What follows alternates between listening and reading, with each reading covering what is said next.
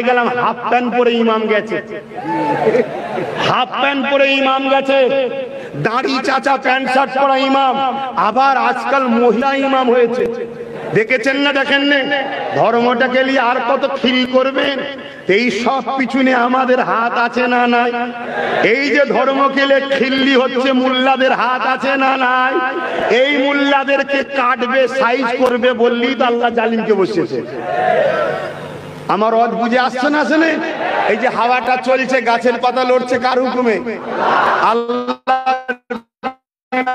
গাছের পাতা লড়ে। তো ভারত কি হবে? আল্লাহর হুকুম ছাড়া হয়ে যায়? মাথায় ঢুকছে কথা? তাহলে বাঁচবেন কি করে? বাঁচার রাস্তা হলো ইমানদার লিডার ধরতে হবে, তার পিছনে দাঁড়াতে হবে। আইন যখন হয়ে গেছে, আইনের অস্ত্র দিয়ে আইনকে কাটতে হবে। পাগলামি করলে হবে না, আইনের অস্ত্র দিয়ে কাটতে হবে।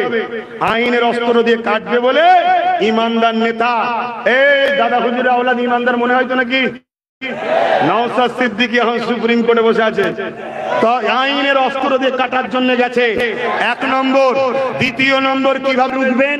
দ্বিতীয় নম্বর রুকার হলো কি, রাজ্যে যিনি দায়িত্বে আছে তিনি যদি কেস করে আর 10 কোটি মানুষ কেস করে, এক হবে না আলাদা হবে? না একই হবে। কারণ 10 কোটি মানুষের উনি প্রতিনিধি। এখন আমি ভোট নাও দিতে পারি, কিন্তু উনি এখনো আমার মুখ্যমন্ত্রী, ঠিক না ভাই? এটা মানতে হবে ভাই। আমি আনাড়ি মুসলমান নয়, যুক্তিতে কথা বলতে হবে। আমি বিজেপিকে ভোট দিই না, তাকে ঘৃণা করি, সে ধ্বংস হয়ে যাক তার জন্য বদদোয়া করি, কিন্তু তারপরও আমায় মানতে হবে মোদী আমাদের প্রধানমন্ত্রী। এটা মানতেই হবে। কেন? তুমি কোথায় বাড়ি? ভারতের। তোমাদের প্রধানমন্ত্রীকে তুমি বলবে নাকি আব্বাস সিদ্দিকী? তাহলে কি বলবে? তো বলতেই হবে। কিন্তু তার কাজ কাম কথাকে আমাদের পছন্দ নয়, ঘৃণা করি, তার উপরে লানত হোক। সে যেভাবে দেশকে ধ্বংস করছে, আল্লাহ তাকে ধ্বংস করে দিক, বলুন আমি। কিন্তু এটা মানতে হবে, ঠিক না বেটি? তাহলে 10 কোটি লোকের প্রতিনিধি এখন রাজ্যের সিএম, তিনি যদি কেস করে তার মানে 10 কোটি লোক কেস করলো, তিনি কেস করবে। তো সবার বলা দরকার আছে না নাই? ঝগড়া করার দরকার নেই, ভালোবেসেও তো বলা দরকার।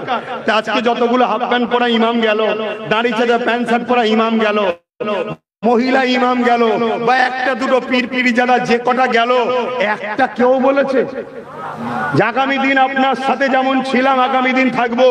আমাদের অনুরোধ, এই আইনের বিরুদ্ধে বিধানসভায় নিন্দা বিল পাস করে সবকটা এমএলএ এমপি কে নিয়ে 230টার উপরে এমএলএ আমরা দিয়েছি না, দিই না, সবকটাকে নিয়ে আপনি সুপ্রিম কোর্টে কেস করুন।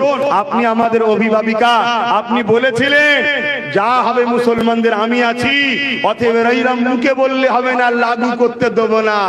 এ মুখে বললে হয় না। যদি মুখে বলে এই তোকে খাইয়ে দিলাম, পেট ভরে যাবে। তার জন্য প্রয়োজন খাবার আসা, সামনে খাওয়া, পেটে যাওয়া, ঠিক না বেটি?